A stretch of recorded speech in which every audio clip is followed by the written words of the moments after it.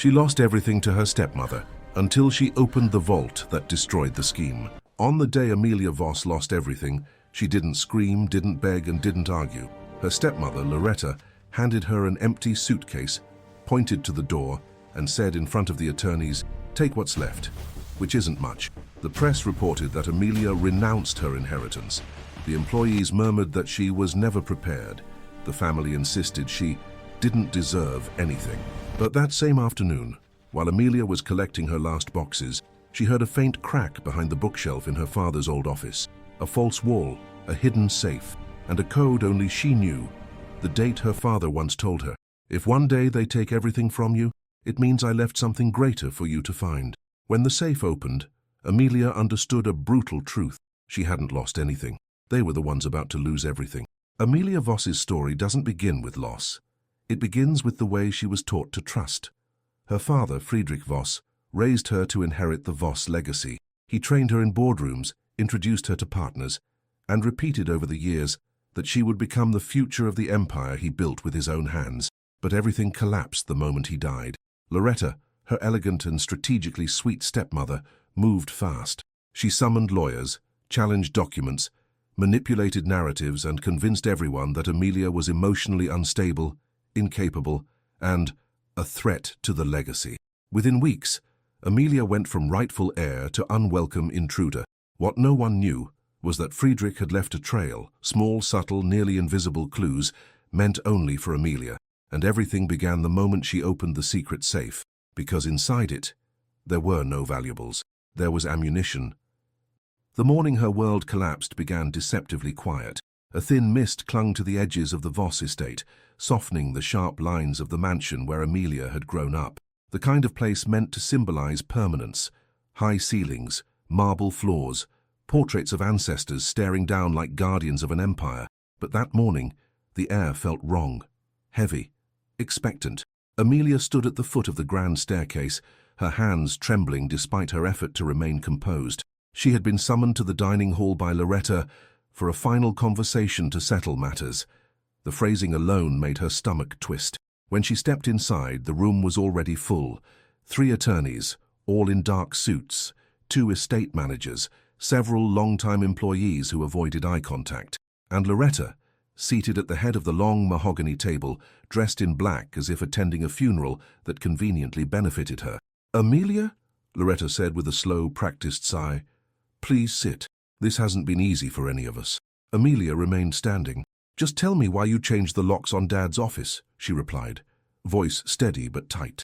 "And why my access card was deactivated this morning." Loretta placed a hand dramatically against her chest. "Because, darling, it's no longer your office, or your house, or your company. The will is clear." One of the attorneys, a thin man with wire-rimmed glasses, slid a folder across the table toward Amelia. "This is the executed version of Mr. Voss's testament," he said. "It grants full controlling interest of the estate and company assets to Mrs. Loretta Voss." "That's impossible," Amelia snapped. "My father discussed the succession plan with me. I was always—" Loretta cut her off with the sweetest, deadliest tone. "You were always naive." The room froze. Loretta stood slowly, walking toward Amelia with deliberate steps. "You may believe Friedrich intended to leave you everything, but unfortunately he changed his mind shortly before his death. He said you weren't ready, that you were emotional, impulsive, unfit to lead." "That's a lie," Amelia whispered, but her voice cracked at the edges. The attorneys exchanged glances that told her everything. The story had already been rehearsed, prepared, and approved. The narrative was settled, and she was the villain in it. Loretta gestured to a silver suitcase leaning against a chair. "What's this?" Amelia asked. "A courtesy," Loretta replied, "for you to pack whatever personal items remain yours, which, by the way, have been thoroughly inventoried. You'll take nothing belonging to the estate." Amelia stared at the suitcase. Empty, like someone had hollowed out her life and handed her the shell. "This is my home," she whispered. "My father's home." "Was," Loretta corrected. "It was, dear." A murmur rippled through the employees in the back. Amelia caught the eyes of Mrs. Caldwell, the housekeeper who had known her since childhood. The woman looked torn, frightened even, but said nothing. "Trust me," Loretta continued. "This is for the best. You'll understand one day." Those words, the same ones Loretta used throughout Amelia's childhood, ignited a cold fury inside her. But fury had no power here. Not yet. Security entered. Two men in suits approached her carefully, respectfully even but decisively. "Miss Voss," one said softly, "we're instructed to escort you so you can gather your belongings." The humiliation was complete. Loretta didn't gloat loudly. She didn't need to. Her victory was woven through every subtle movement, every whispered instruction, every signature forged behind closed doors. As Amelia walked through the halls, she felt eyes on her, pitying, curious, judgmental. Someone whispered, "She renounced the inheritance, I heard." Another responded, "No, they say she couldn't handle the responsibility." The narrative was already spreading like wildfire. In her father's office, or what used to be her father's office, Amelia paused. The room smelled faintly of cedar and old books. His leather chair remained turned toward the window, exactly the way he always left it. But now, the place felt staged, stripped of meaning. She began gathering her items, a framed photo, a notebook filled with her father's handwritten lessons, the watch he gave her on her 18th birthday.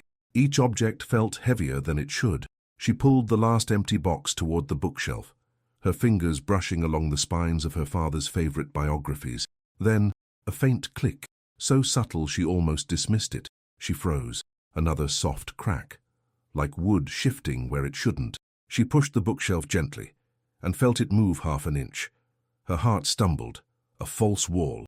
Her father loved puzzles, hidden compartments, symbolic lessons disguised as games. Hands trembling, Amelia pressed her palm along the wooden panel until she found a small indentation. The wall slid open just enough to reveal a steel outline. A safe. She exhaled shakily. Only one combination came to mind. The date her father once whispered to her on a night she'd been crying after her first business failure. "Remember this date," he said. "It's the day you learned the hardest lesson. Losing something teaches you where real value lies." She typed the numbers. The safe clicked open. Inside were no jewels, no cash, no bonds, just envelopes, drives, signed documents, and a single note in her father's handwriting. "If you are reading this, they have already tried to erase you." "Good. That means you're exactly where you need to be." Amelia felt the air leave her lungs. She hadn't lost everything. She had just found the beginning. For a long moment, Amelia simply stared at the safe's contents. The air in the office felt colder, sharper, as if the walls themselves understood that whatever she was about to uncover could destroy everything the world believed about her father, about Loretta, and about the empire she'd just been exiled from. Her fingers trembled as she reached inside. The envelopes were meticulously arranged in a tight row, each labeled in her father's handwriting. The sight alone punched something deep in her chest. His strong pen strokes, the ink slightly faded, the subtle pressure marks he always made at the start of a line. Beside the envelopes were 2 USB drives, a slim silver recorder, and a stack of documents bound with a red elastic band. No money, no jewels, nothing that could be pawned or liquidated. Just information, her father's voice echoed in her mind. "Information can build a kingdom or burn it down, Amelia. That's why people fear it." She took a slow breath and slid out the first envelope. It was heavier than expected. Across the front, her father had written, "Open only after the world turns against you." A chill crept along her spine. The world had certainly turned. Inside she found recordings, small labeled memory cards, each marked with a date. She inserted the earliest one into the silver recorder and pressed play. Static. Then her father's voice emerged. "Amelia, if you're hearing this, I assume the worst has already begun." She froze, every muscle tightening. "I've noticed changes," Friedrich's voice continued, steady but strained. "Documents missing, meetings rescheduled without my approval, Loretta asking questions she shouldn't even know to ask." Amelia's heart hammered.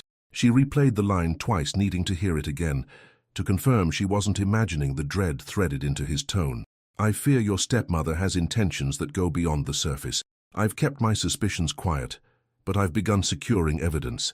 If something happens to me, or if she manages to isolate you, follow the trail I left."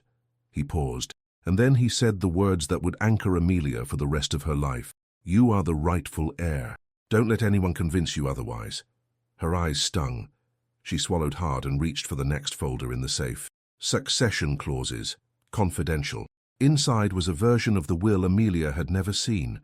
This one listed Amelia as the sole successor of the estate and CEO of Voss Holdings. It bore signatures from attorneys she recognized, attorneys who suddenly stopped responding to her calls the week her father died. But there was something even more damning. On the second page, underlined 3 times in red ink, "No amendments may be made without the presence of Amelia Voss." She exhaled sharply. If this clause was real, and based on the signatures, it absolutely was, then Loretta's executed will was fraudulent, completely legally void.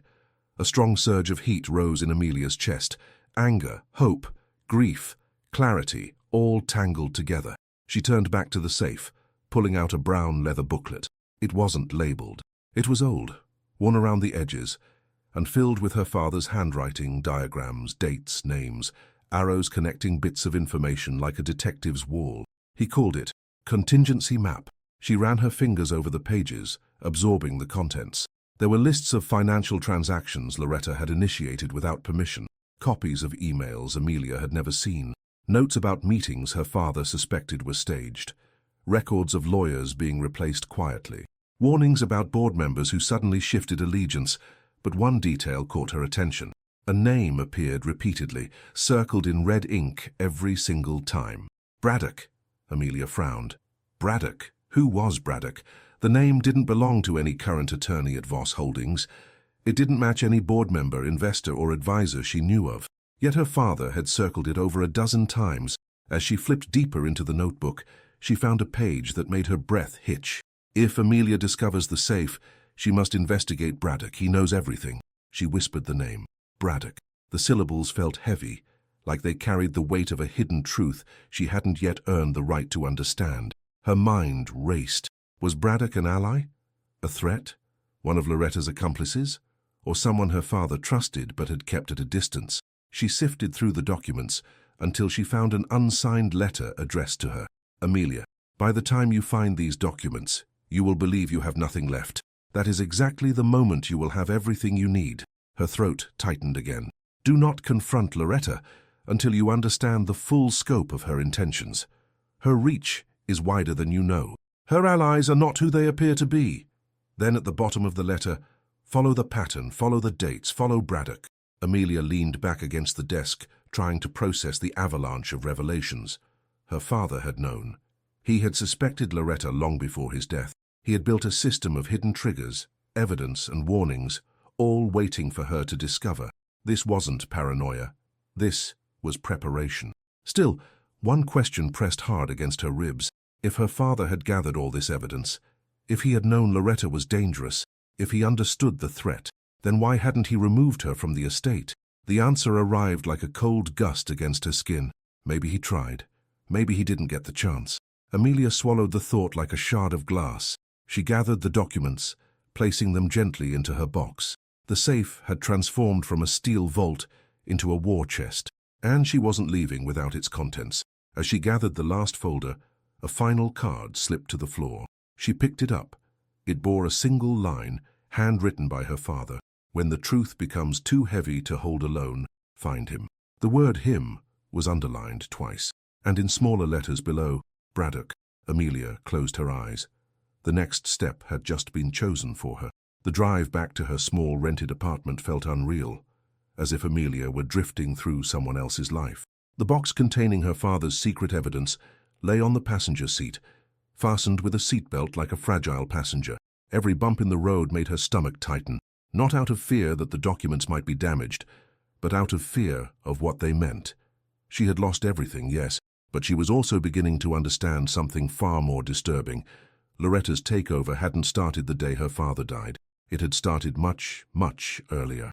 As she parked, Amelia found herself staring at her reflection in the car window. Her eyes looked older, tired in a way grief alone couldn't explain. A childhood memory surfaced, uninvited, like a bruise rising beneath the skin. She was 9 years old, sitting at the long dining table. The house was quiet except for the echo of her fork against the plate. Her father was late again, caught in negotiations for a major acquisition.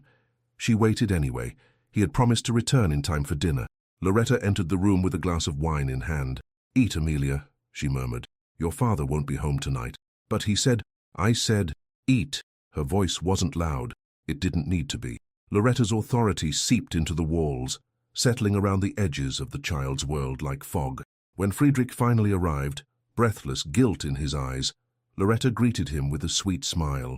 "We finished dinner hours ago," she said, brushing Amelia's hair behind her ear with a careful, staged tenderness. "The poor thing waited, but I told her not to. She needs routine, you know." The memory ended the same way it had ended back then, with Amelia feeling invisibly shoved to the margins of her own life. Now, sitting in her dim apartment, she began to see the pattern, the subtle manipulations, the manufactured situations. The way Loretta had always positioned herself as the patient, long-suffering stepmother, forced to manage a difficult child. Amelia opened the next envelope from the safe, labeled simply, "Early Indicators." Inside were notes her father had written over years. Loretta changed Amelia's tutoring schedule without informing me. She dismissed Amelia's piano instructor, reason unclear. Amelia tells me Loretta locked her out of the library for an entire afternoon. Recurrent reports of Amelia being unruly, none consistent with my experience.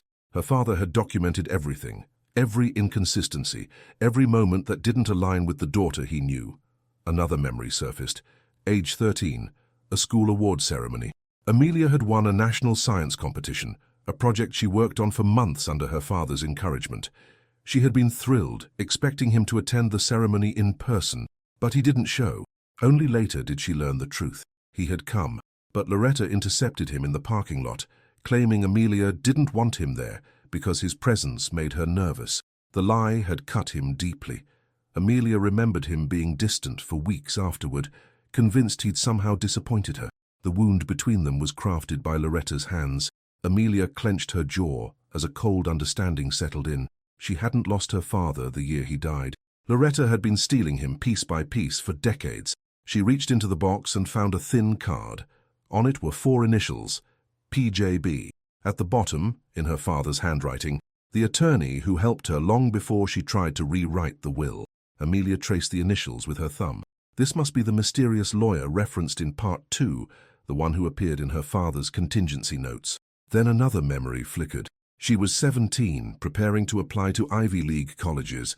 Her father had arranged a dinner with a high-profile education consultant, but when Amelia arrived, Loretta met her at the door.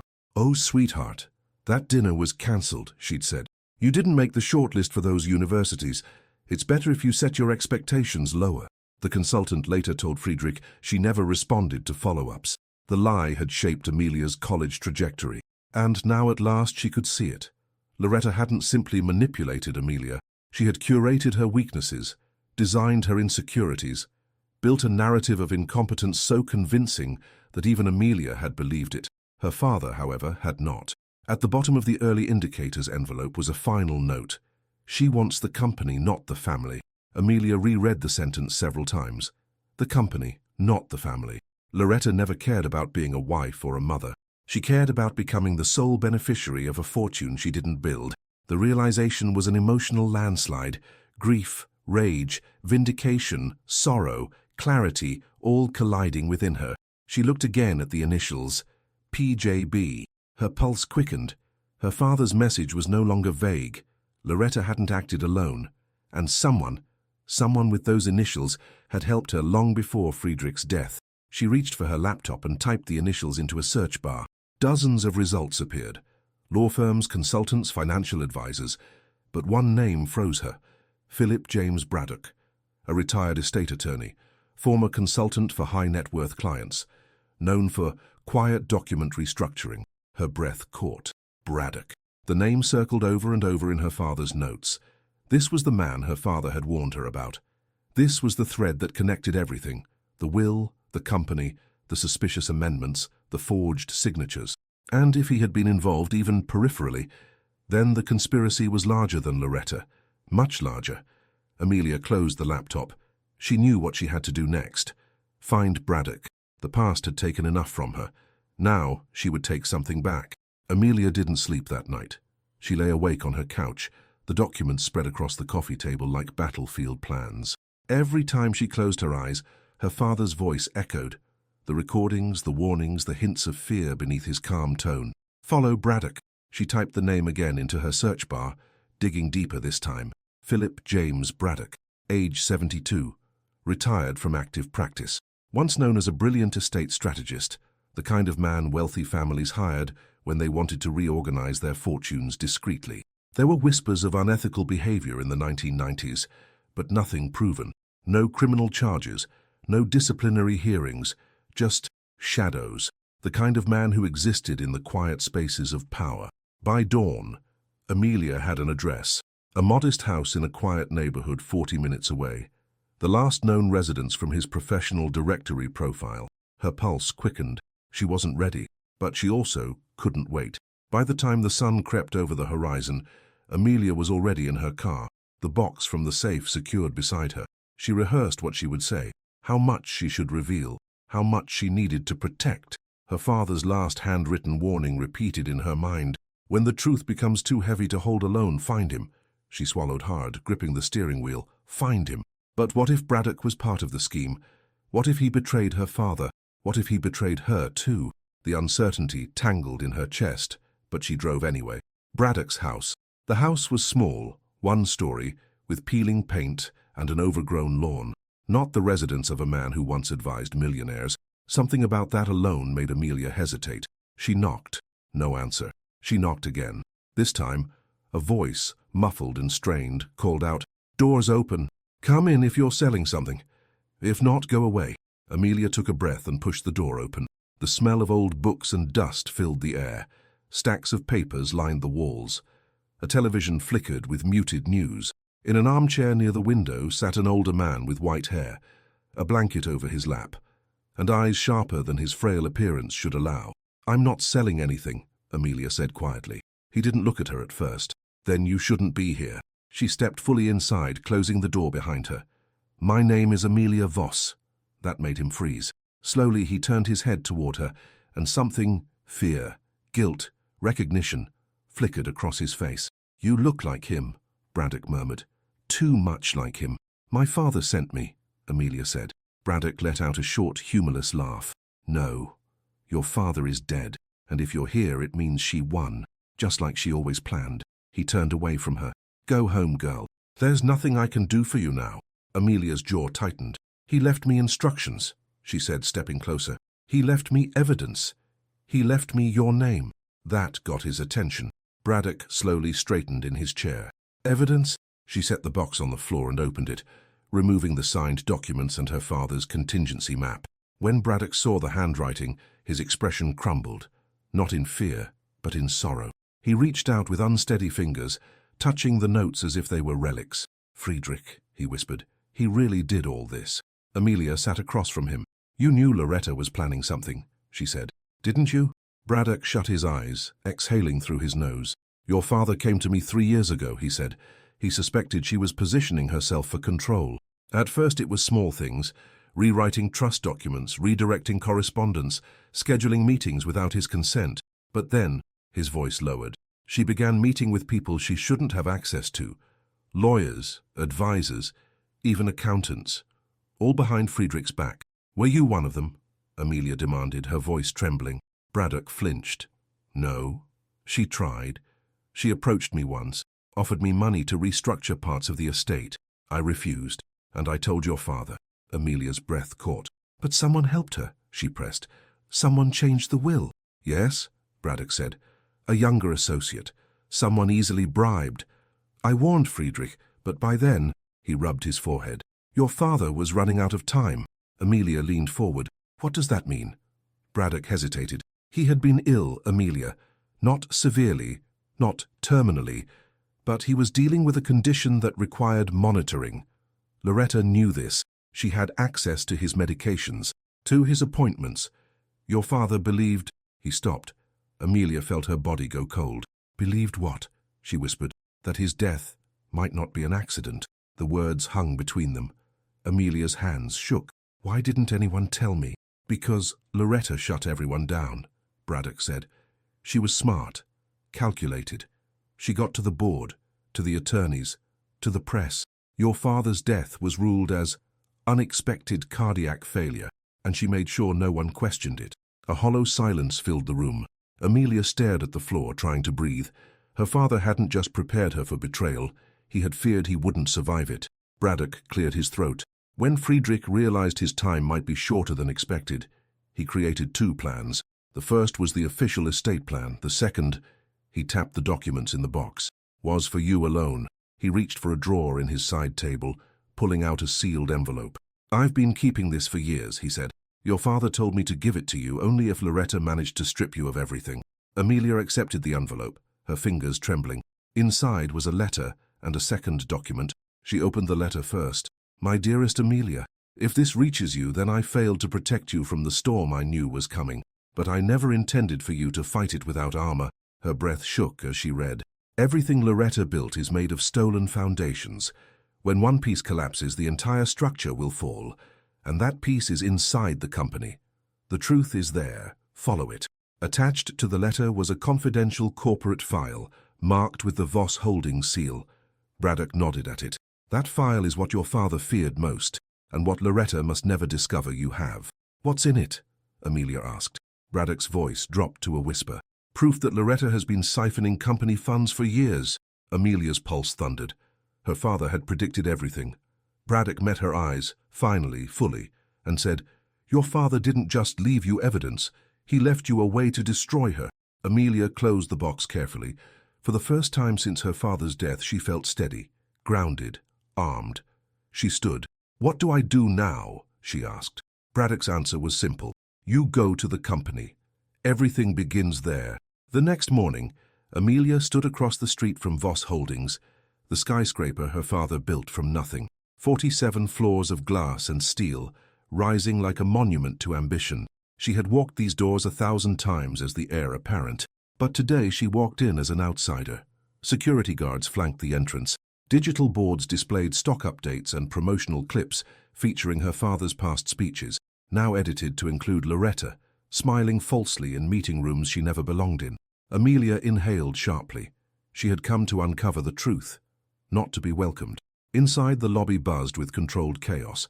Lawyers in tailored suits, assistants carrying stacks of documents, investors whispering near the elevator bank. Conversations hushed as she entered, not because they respected her, because they were shocked she dared show her face. One woman whispered too loudly, I thought she was barred from the building. A man replied, Well, now that Loretta owns everything, maybe this is her last look before they kick her out. Amelia ignored them. She went to the front desk, her posture straight. I'm here to speak with Mr. Saunders, she said. Head of Finance. The receptionist blinked. Do you have an appointment? No, Amelia said steadily. But he'll want to see me. The receptionist hesitated, then picked up the phone. After a whispered exchange, she nodded toward the elevator. He said, he has 10 minutes. Of course he said that. No one wanted to be seen siding with the disinherited daughter, not when the new queen of the empire was building her throne. The elevator ride. As the elevator rose, floor numbers blinking slowly upward, Amelia felt the weight of her father's corporate file in her bag. The file Braddock warned her to protect at all costs. Inside it, forged signatures, fraudulent transactions, shell companies, financial diversions, unauthorized transfers to private accounts, and all of it linked to Loretta. Her father hadn't been paranoid. He had been hunted. When the doors opened on the 34th floor, Amelia stepped into a hallway lined with glass offices. She found the one with the gold nameplate, Harold Saunders, Chief Financial Officer. He was waiting, arms crossed, expression carefully blank. Amelia, he said, closing the office door behind her. You shouldn't be here. Then you know why I came, she replied. He sat down slowly, exhaling. Does Loretta know you're here? Not yet, and you're going to help me make sure she doesn't. Saunders laughed, short, anxious, forced. You don't understand how much control she has now. No, Amelia said, leaning forward. You don't understand how much evidence I have. She dropped the corporate file onto the desk. The sound echoed. Saunders's face drained of color. He reached for the file with trembling fingers. As he opened it, his eyes widened. My God, he whispered. Where did you get this? My father left it for me. You shouldn't have this. If Loretta finds out, that's exactly why I have it. Saunders kept flipping, page after page. His breathing grew heavier. These accounts, I flagged some of these transactions years ago, he admitted. But your stepmother convinced the board they were authorized. She said your father approved them. He didn't, Amelia said sharply. No, Saunders whispered. He didn't. He pinched the bridge of his nose. Your father tried to speak with me privately the week before he died. He said there were inconsistencies in the financial reports, but the meeting never happened. Because of Loretta, Amelia murmured. Saunders looked up. Do you think she— Yes, Amelia said before he finished. I think she orchestrated everything. The amendments to the will, the takeover of the company, and possibly my father's death. Saunders pushed his chair back, shaken. She's been draining money for years, quietly, slowly, through dummy accounts and offshore holdings. And the board? Amelia asked. They never noticed. Some did, Saunders said. But Loretta silenced them. One resigned. One was fired for misconduct. Another suddenly retired early. Amelia clenched her fists. And you? I knew enough to be suspicious, he confessed, but not enough to confront her. She made it clear that anyone who questioned her authority would regret it. There it was, fear.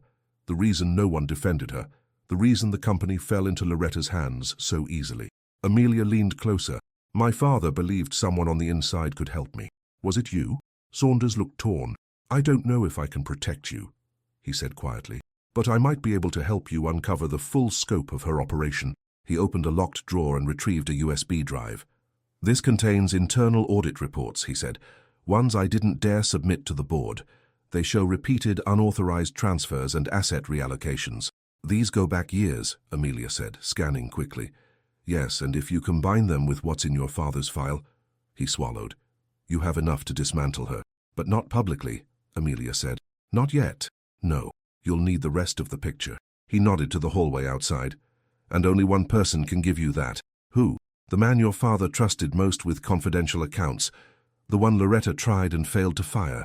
The room fell silent. His name, Saunders said, is Marcus Teague. Amelia frowned. Teague? Dad mentioned him once. Something about a sealed archive? Exactly, Saunders said. Teague knows where all the hidden financial ledgers are stored. The backups, the documents Loretta couldn't erase. Backups of what? Amelia whispered. Everything, Saunders said. Your father's original succession plans, his private notes, his long-term strategies, and the internal records that prove Loretta's embezzlement. Amelia exhaled shakily. This was bigger than she imagined. Not just a greedy spouse, not just a forged will. A decade-long operation of financial theft, intimidation, and strategic manipulation. Where do I find him? Amelia asked. Saunders hesitated. He doesn't work here anymore. Why not? Because Loretta transferred him to an external location, a remote document storage facility. She said it was due to restructuring. A lie. One more in a mountain of them. But he still keeps the keys, Saunders continued. He refused to surrender them. He told me if something happens to Friedrich, tell Amelia to come find me. Amelia's chest tightened. He knew. He had known something was coming. Give me the address, Amelia said.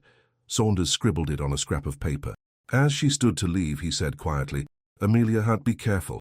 You're not just dealing with corporate fraud. Loretta is dangerous. Amelia turned to him. She already took everything from me, she said. What else can she do? Saunders looked at her with an expression that chilled her. Take your life, he whispered. The walk out. Amelia stepped back into the hallway, heart pounding. Employees stared openly now, some curious, others alarmed, as if her presence alone threatened the fragile equilibrium Loretta had manufactured. When she reached the elevator, her phone buzzed. A message from an unknown number. Stop digging, Amelia. You won't like what you find. She went cold. Another message arrived instantly. Go home. Stay quiet. This isn't your fight anymore. But Amelia smiled, for the first time since her father's death, because now she knew for certain. Loretta was afraid, and that meant Amelia was finally getting close. The address Harold Saunders gave Amelia led her to the industrial outskirts of the city, a sprawling complex of storage facilities, warehouses, and loading docks. The kind of place no one would think to search for company secrets. The sun was dipping into a bruised purple horizon as she pulled into the lot. Rows of metal buildings stood silent, their shadows stretching long across the cracked pavement. Building 27C, the one Saunders circled. She stepped out of the car, clutching the folder against her chest, as a cold wind whipped through the yard. The building's door was marked with peeling numbers and rust along the hinges. Before she could knock, it creaked open. A tall man with graying hair and a worn flannel shirt stood inside. His face was stern, lined with age, but his eyes softened when he saw her. "You're Amelia," he said. Not a question, a certainty. "Yes," she replied. "You're Marcus Teague." He nodded once. "Your father told me you'd come. I just didn't expect it would take this long." Pain nudged her ribs. "I didn't know I needed to," she whispered. Marcus stepped aside, allowing her in. The interior looked nothing like the exterior suggested. Rows of steel shelves lined the walls, filled with locked boxes, sealed envelopes, and labeled binders. It looked less like a storage unit and more like an archive, one meticulously curated by someone who knew the value of every piece inside. "Your father built this place himself," Marcus said, locking the door behind them. "Funded it privately. No one in the company knew it existed, except me." "Why?" Amelia asked.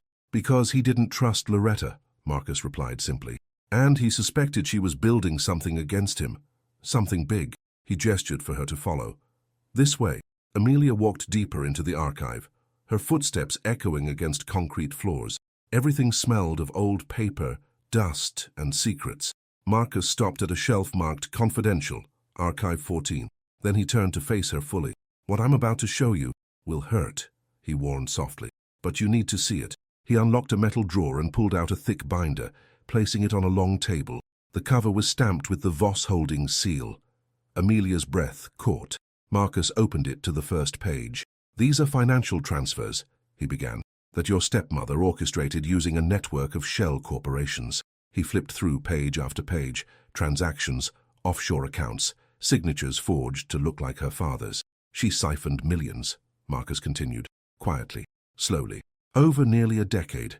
Amelia's chest tightened. All of this, while she pretended to love him.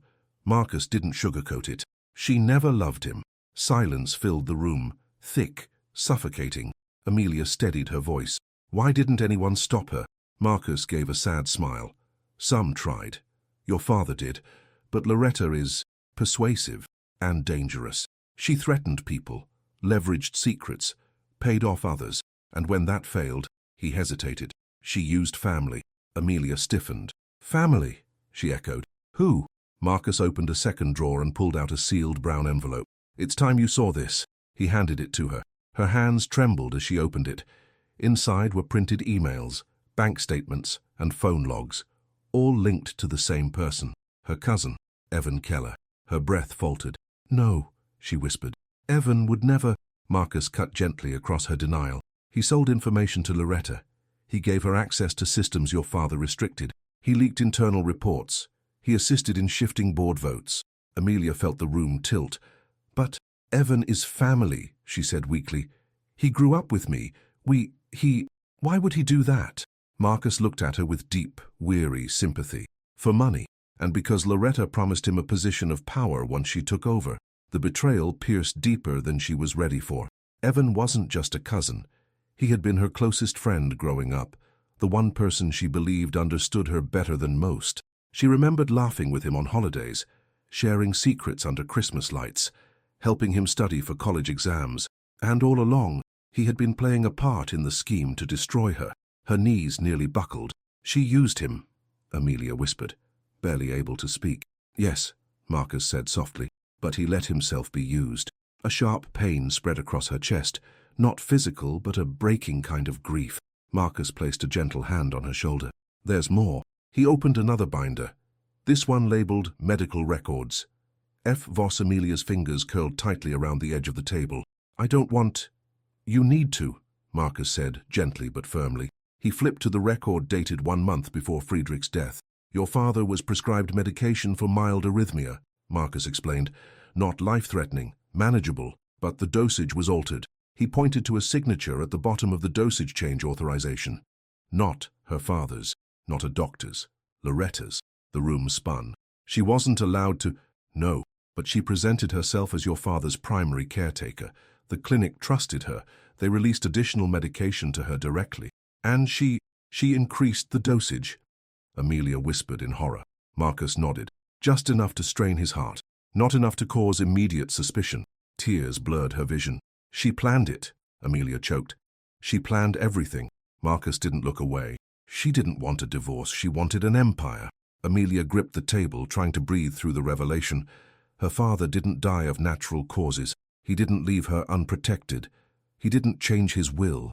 He was killed. And Loretta had made sure Amelia would look like the unstable, incompetent daughter no one would believe. Marcus reached into the binder again and pulled out a small USB drive. "This," he said, "is the last file Friedrich gave me. He told me to hold on to it until you came." He handed it to her. Amelia stared at the small object, terrified of what it contained. "It's a voice recording," Marcus explained quietly, "made the night before he died." Her throat tightened. She plugged it into the laptop Marcus provided. A file appeared. For Amelia. Final. She clicked it. Her father's voice filled the cold, concrete room. "Amelia, if you are listening to this, something has happened to me. Something unnatural." Her heart cracked open. "I feared Loretta for a long time.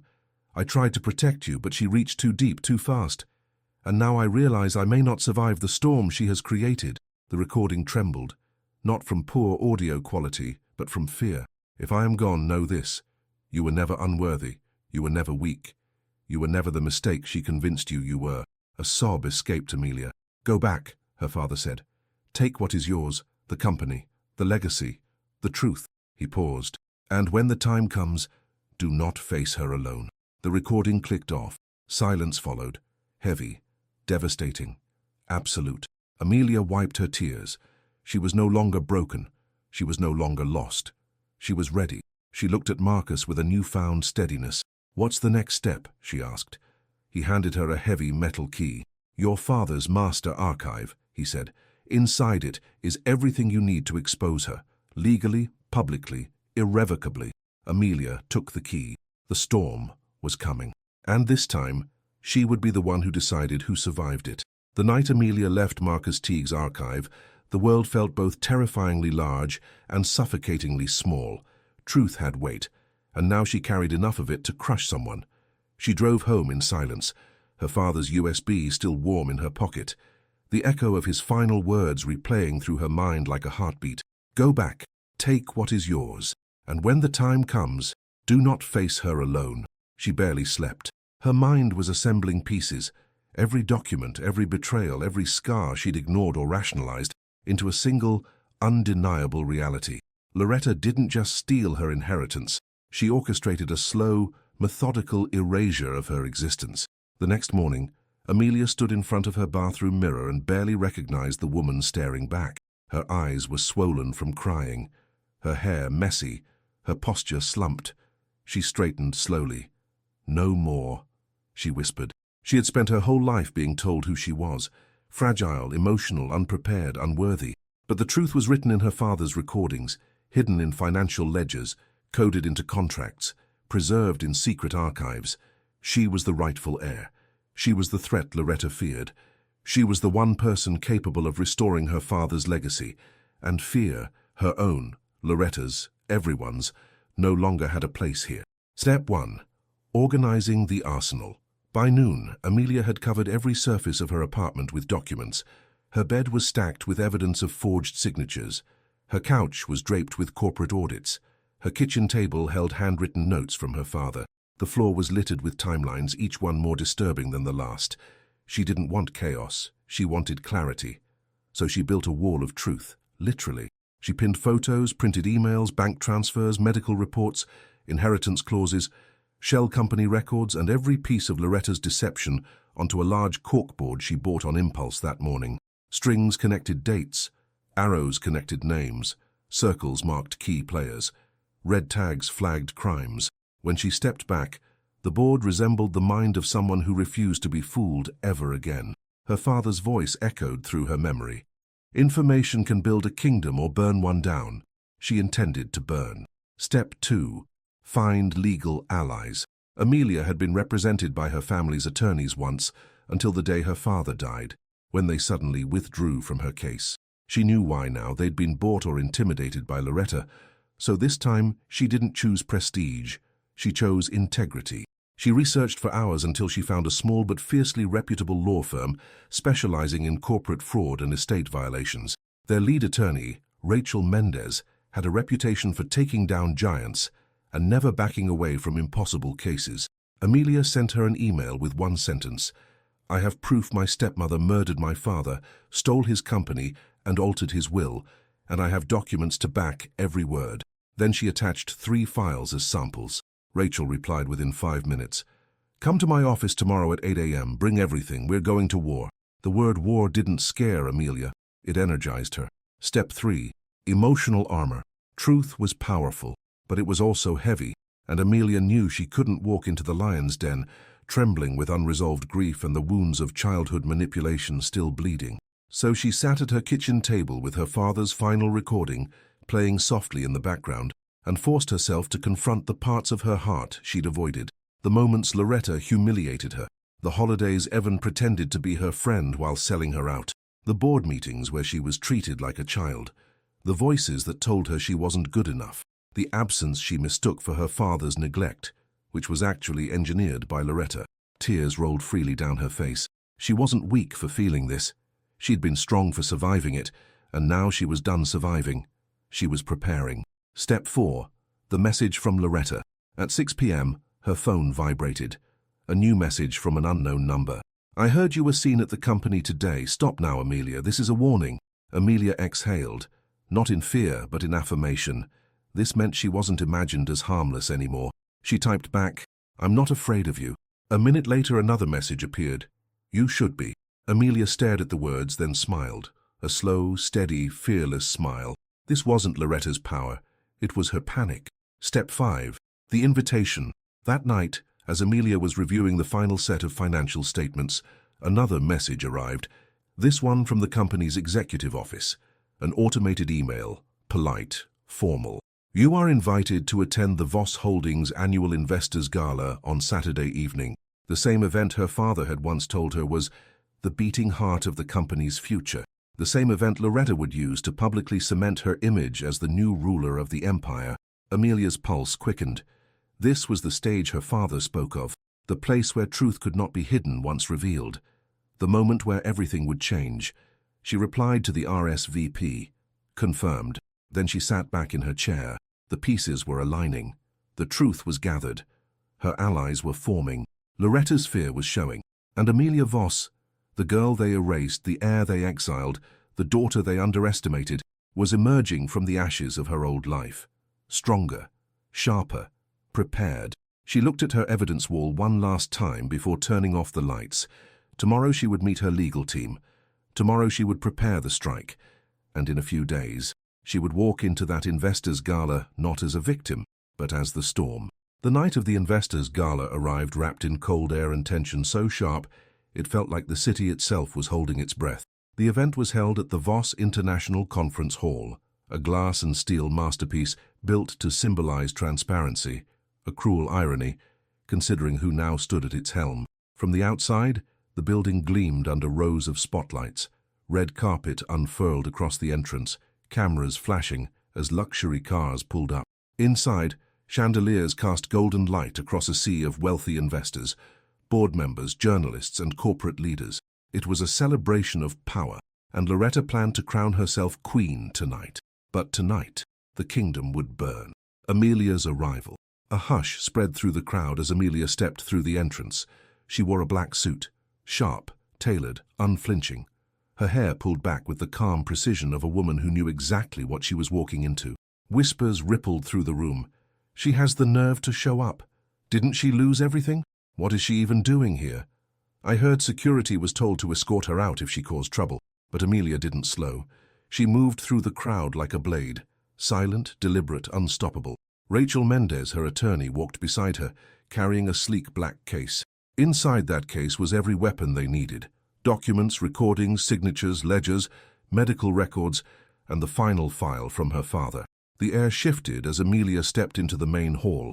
There, illuminated at the center of the stage, stood Loretta Voss, Loretta's stage. She wore an emerald gown that shimmered beneath the lights, a queen addressing her court. Her smile was wide and practiced, her voice dripping with honey as she spoke. "Tonight we celebrate the future of Voss Holdings, a future built on resilience, innovation, and unity." The crowd applauded, though many eyes drifted toward Amelia, watching her like a live wire ready to snap. "And," Loretta continued, "in honor of my late husband, Friedrich Voss, we present a new initiative." Her gaze stopped mid-sentence. She had seen Amelia. Her smile faltered. Barely. but enough for anyone watching closely to notice. She attempted to recover. A new initiative that ensures our company's legacy, but her voice strained. Amelia stepped forward, each heel click echoing through the hall like a countdown. Loretta gripped the microphone. "Security," she said softly. "Please escort Miss Voss." "No one is escorting me anywhere," Amelia said, her voice calm and steady, cutting through the room like a razor. Gasps whispered through the hall. Board members exchanged panicked glances. Journalists raised their cameras. Loretta's mask cracked. "This is a private corporate event," she said, forcing sweetness into her tone. "You have no authority here, Amelia." Rachel stepped forward. "She does now." Rachel held up a document stamped with a judge's seal. A federal injunction granting Amelia temporary conservatorship over all disputed Voss estate materials, pending investigation into allegations of fraud. Silence. Dense. Electric. Loretta's eyes widened, her hand trembling just slightly. "You," she stammered. "You have no right." "I have every right," Amelia said, "and I have the truth." The unraveling Amelia turned to the audience. "My father founded this company on honesty and humanity," she began. "But after his death, those values were replaced with something darker, something corrupt." Loretta choked out a laugh. "You have no proof of anything. You're just a bitter child who lost—" Amelia lifted a small remote. "Actually," she said, "I have all the proof." The screens behind the stage flickered to life. First, a document displaying her father's original will, naming Amelia the sole successor. Second, a legally binding clause showing that no amendments could be made unless Amelia was present. Murmurs rippled through the crowd. Third, bank statements showing millions siphoned into shell corporations, tied directly to accounts Loretta controlled. "What is this?" one investor shouted. "This can't be real. She stole from us." Loretta stepped forward, desperation leaking through her poise. "These are fabricated," she cried. "Anyone could forge documents." Amelia clicked again. A voice filled the hall, her father's voice. "Loretta has been siphoning funds through anonymous accounts. If anything happens to me, Amelia, follow the pattern, follow the dates, and do not confront her alone." Gasps, shouts, camera flashes erupted like fireworks. Loretta's face drained of color. "No," she whispered. "No, this is manipulated." Amelia took one step toward the stage. "This," she said slowly, "is the medical record showing you altered my father's medication." A collective gasp broke the room. Rachel held up the document for the cameras. "And this," Amelia continued, "is the pharmacist's signature proving you collected an unauthorized prescription." Loretta shook her head violently, tears pooling. "Stop!" "And this," Amelia said, her voice sharp now, "is the forensic report confirming that my father's arrhythmia medication was increased to a fatal dosage." Loretta's knees buckled. A security guard caught her before she hit the ground. "No," she whispered. "You don't understand. I loved him." Amelia's voice turned to steel. "You loved what he owned." The final blow. Amelia turned to the audience, to the shareholders, the journalists, the employees who once looked down on her.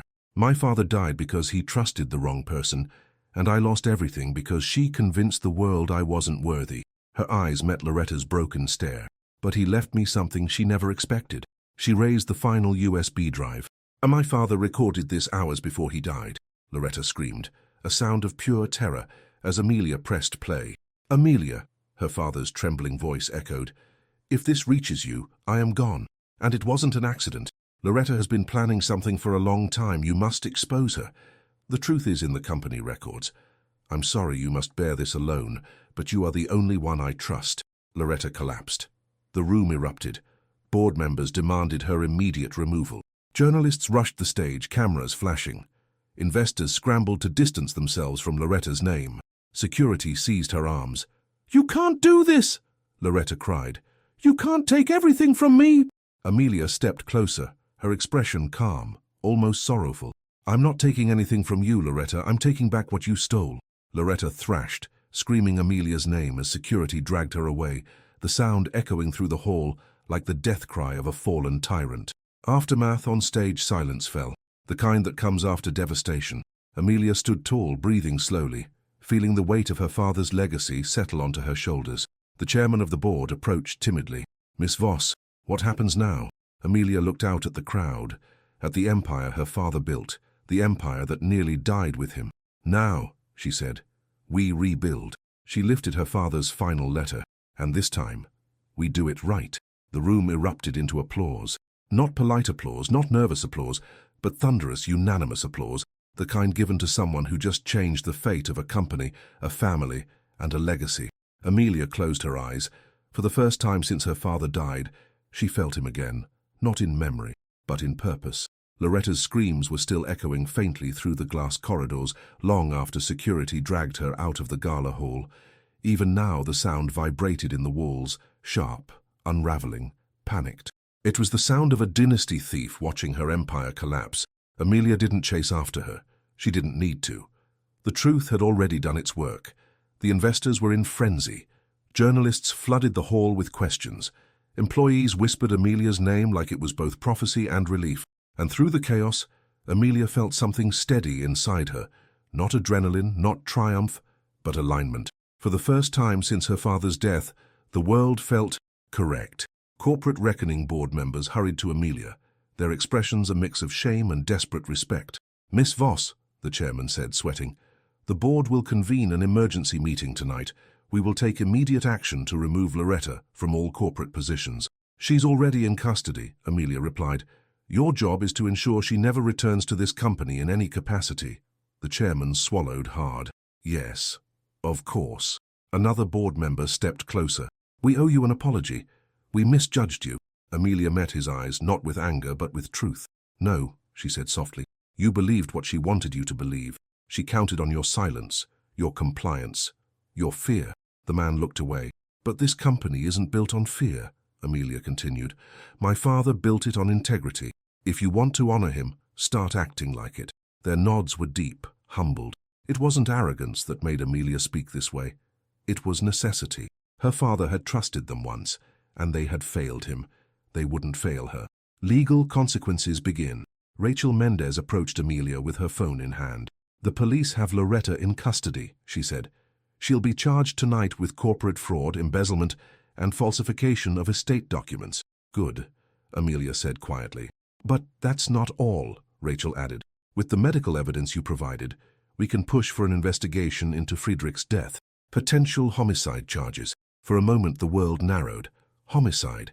The word felt too cold, too sharp to contain the weight of what Loretta had done. Amelia breathed slowly. "Do it," she said. Rachel's voice softened. "She won't escape this, Amelia. Not legally, not publicly." Amelia nodded, her gaze distant. This wasn't revenge. This was justice, the betrayer's punishment. As Amelia walked toward the exit, a nervous figure stepped forward. Evan, her cousin. His face was pale, eyes darting, sweat glistening along his brow. He looked smaller than she remembered, or maybe he had simply shrunk beneath the truth. "Amelia, please, hear me out." She didn't stop walking. He hurried beside her, desperate. "I didn't know what she was planning. I thought she..." She turned sharply, stopping him mid-sentence. "You thought what, Evan?" she asked quietly. "That you could sell pieces of my life to her and still be family. That helping her dismantle my father's legacy would earn you a seat at her table." He swallowed thickly. "I made a mistake." "No," Amelia said. "You made a choice." He flinched. The silence that followed was heavier than punishment. "Is there anything I can do?" Evan whispered, voice breaking. "Anything at all?" "Yes," Amelia said. He looked up, hopeful. "You can live with what you did." His hope shattered, and she walked away. There were no threats, no promises, no prison sentence she could give that would be worse than the truth. He lost his family the moment he sold it. The company realigns. Later that night, after the gala cleared out and the building quieted, the board convened behind glass doors. Amelia didn't wait near them. She already knew what would happen. When the chairman emerged, he looked relieved, almost reverent. "Miss Voss," he said, "the board has voted unanimously." He paused, letting the words settle. "We want you to become the new CEO of Voss Holdings. Not invited, not considered, not suggested, chosen, unanimously." Amelia let the moment wash over her. The validation, the responsibility, the legacy settling back into its rightful place. She thought of her father's voice in the recording. "Go back. Take what is yours." She lifted her chin. "I accept." The chairman exhaled in visible relief. "Then tomorrow, the rebuilding begins." Returning to her father's office, The building was nearly empty when Amelia finally walked toward the executive floor, toward the office that had been stolen from her. The door was still engraved with her father's name. She traced the letters with her fingertips. Inside, the room was dim, the city lights casting soft reflections across the floor. His leather chair, his books, the faint scent of cedar, everything remained, untouched, preserved like a memory held together by dust and respect. Amelia stepped inside. This room had once been a sanctuary and a battlefield. It held the laughter of her childhood and the weight of her father's burden. She walked to the desk and pulled out the last box Marcus had given her, her father's final belongings, the ones he had set aside for her to find once the truth surfaced. Inside, a watch he wore every day, a set of handwritten notes on leadership, a photograph of the two of them from her graduation, and a sealed envelope labeled, "For Amelia, when you're ready." Her breath caught. Her hands trembled slightly as she opened it. Inside was a letter in her father's familiar handwriting. "My brave girl, if you are reading this, then you have faced darkness and chosen truth. I'm proud of you, more proud than any parent has a right to be. Lead with strength, but also with kindness. Protect what is yours. And remember, legacy is not built by blood or money, but by courage. You have always had that. With love, Dad." Tears blurred her vision, but they were not tears of grief anymore. They were tears of arrival. She placed the letter on the desk, smoothing it gently with her palm. Then she sat in the leather chair, her father's chair, now her chair. And for the first time in her life, she felt not like someone inheriting an empire, but someone capable of building one. The sun was rising when Amelia finally stepped onto the rooftop terrace of Voss Holdings. The city below glowed in amber light, the skyline stretching long and patient before her.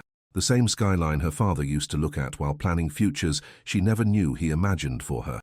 This morning, the air felt different, not heavy, not expectant, but open, a beginning.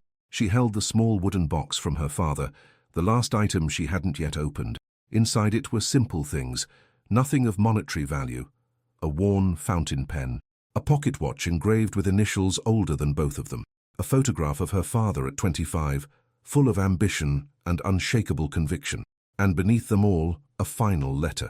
Amelia unfolded it carefully, half afraid it would break apart if she breathed too hard.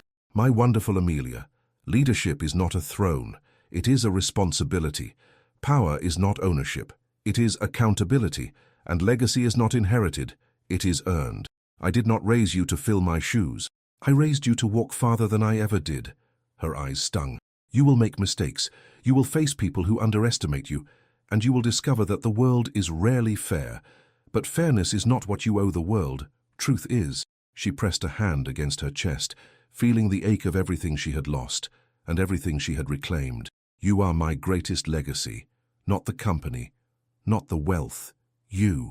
Amelia closed the letter, tears slipping quietly down her cheeks. She had spent so long trying to understand why her father trusted her so deeply, and now she finally knew. It was never about perfection, never about being without fear. It was about rising anyway. Loretta's arrest dominated headlines for weeks. Words like embezzlement, fraud, and manslaughter investigation appeared under images of the once celebrated socialite, now escorted in handcuffs. Evan disappeared from public view, too ashamed to show his face. Investors severed ties with him. Family members no longer returned his calls. His betrayal would follow him longer than any prison sentence could. Voss Holdings underwent a transformation as well. Departments were audited, old leaders removed, new systems implemented to ensure transparency. Real transparency this time, not the kind polished for shareholders. Employees who once whispered about Amelia now spoke of her with admiration, respect, relief. They needed her. More than that, they trusted her. And every day as she sat in her father's chair reviewing financial reforms, signing new ethical protocols, or meeting with departments long ignored under Loretta's reign, she felt a steady hum beneath everything, a hum that whispered, "You're rebuilding what she tried to destroy. You're restoring what he dreamed of. Your home." Weeks later, Amelia returned to her father's office late one evening. The city lights shimmered below. The room glowed with warm lamplight. She placed the wooden box on the desk and whispered, "I did it, Dad." There was no voice answering her, no note left for this moment, no final recording, just silence, and the soft, anchoring sense that she was exactly where she was meant to be. She picked up her father's fountain pen and signed her name on a new document, but she paused before setting the pen down. Then she added one more word below her name, because this wasn't just leadership. It wasn't revenge, it wasn't even victory. It was healing for her father, for the company, for herself. As Amelia stepped away from the desk, she realized something profound. She had not been shaped by the cruelty she endured, but by the courage she found when everything else was stripped away. She wasn't the heir they erased. She wasn't the girl they betrayed. She wasn't the victim of another woman's greed. She was the truth her father believed in. She walked to the window, looking out at the sprawling lights of the city she now led, and whispered into the quiet morning, "You kept your promise, Dad, and I kept mine." And for the first time in her life, Amelia Voss felt not just powerful, but whole.